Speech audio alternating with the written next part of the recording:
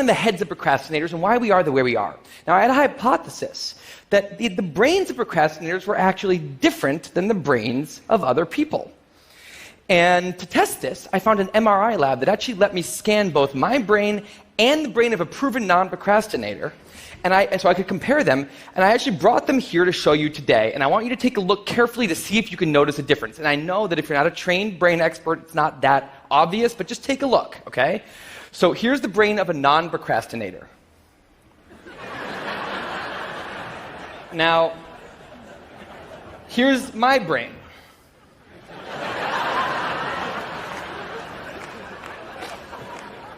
There is a difference.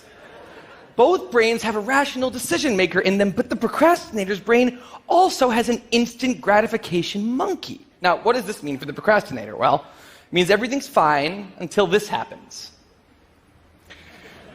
So the rational decision maker will make the rational decision to do something productive, but the monkey doesn't like that plan. So he actually takes the wheel, and he says, actually, let's read the entire Wikipedia page of the Nancy Kerrigan-Tanya Harding scandal, because I just remembered that happened. Then we're going to go over to the fridge. We're going to see if there's anything new in there since 10 minutes ago. After that, we're going to go on a YouTube spiral that starts with videos of Richard Feynman talking about magnets and ends much, much later with us watching interviews with Justin Bieber's mom. All of that's going to take a while, so we're not going to really have room on the schedule for any work today. Sorry. Now, what is going on here? The instant gratification monkey does not seem like a guy you want behind the wheel. He lives entirely in the present moment. He has no memory of the past, no knowledge of the future, and he only cares about two things: easy and fun. Now, in the animal world, that works fine. If you're a dog and you spend your whole life doing nothing other than easy and fun things, you're a huge success. And to the monkey, humans are just another animal species. He has to keep well slept, well fed, and propagating into the next generation, which in tribal times might have worked okay. But if you haven't noticed, now we're not in tribal times. We're in an advanced civilization, and the monkey does not know what that is, which is why we have another guy in our brain, the rational decision maker, who gives us the ability to do things no other animal can do. We can visualize the future. We can see the big picture.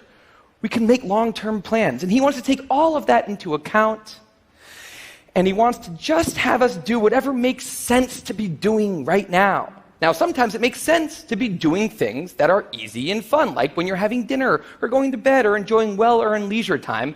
That's why there's an overlap. Sometimes they agree. But other times, it makes much more sense to be doing things that are harder and less pleasant for the sake of the big picture, and that's when we have a conflict. And for the procrastinator, that conflict tends to end a certain way every time, leaving him spending a lot of time in this orange zone, an easy and fun place that's entirely out of the make sense circle. I call it the dark playground. Now, the dark playground is a place that all of you procrastinators out there know very well. It's where leisure activities happen at times when leisure activities are not supposed to be happening. The fun you have in the dark playground isn't actually fun because it's completely unearned, and the air is filled with guilt, dread, anxiety, self-hatred, all those good procrastinator feelings. And the question is, in this situation, with the monkey behind the wheel, how does the procrastinator ever get himself over here to this blue zone? A less pleasant place, but where really important things happen. Well, it turns out that the procrastinator has a guardian angel, someone who's always looking down on him and watching over him in his darkest moments, someone called the panic monster.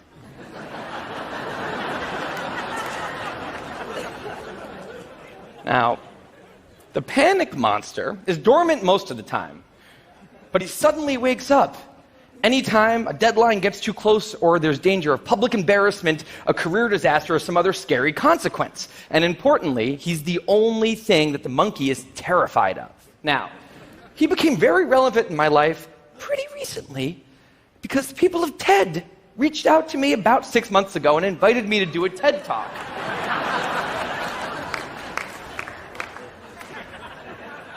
Now, of course, I said yes. It's always been a dream of mine to have done a TED Talk in the past.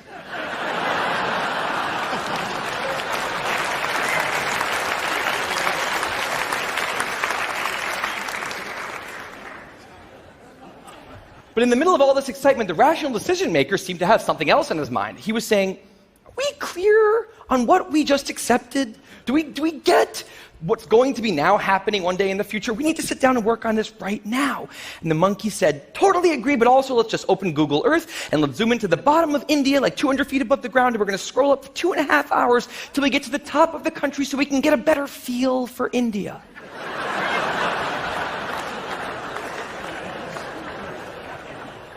So that's what we did that day.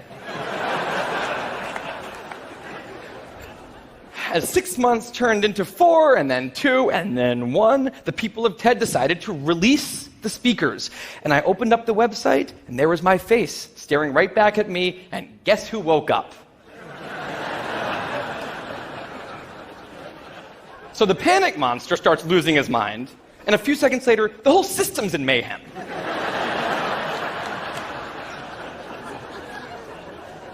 And the monkey, who, remember, he's terrified of the panic monster, boom, he's up the tree. And finally, the rational decision maker can take the wheel and I can start working on the talk. Now, the panic monster explains all kinds of pretty insane procrastinated behavior, like how someone like me could spend 2 weeks unable to start the opening sentence of a paper and then miraculously find the unbelievable work ethic to stay up all night and write 8 pages. And this entire situation with the 3 characters, this is the procrastinator's system. It's not pretty, but in the end, it works.